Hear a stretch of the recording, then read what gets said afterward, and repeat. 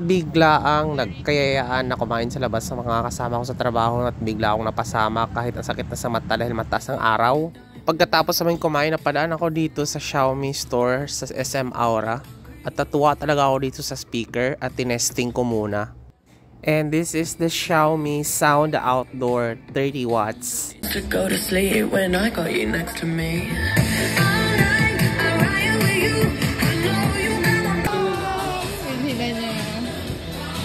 Naglabas na po na siya ng wallet.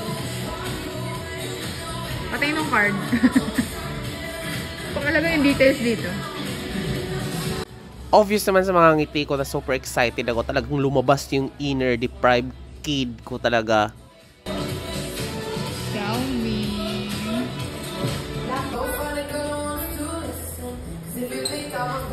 So again, I grabbed the Xiaomi Sound Outdoor 30 watts. Yung red yung tinesting ko, pero ang kinuha ko ay yung black color na may kasamang orange.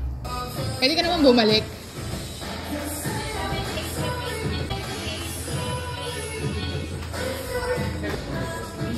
At excited na nga akong iuwi ito para i-unbox at testing.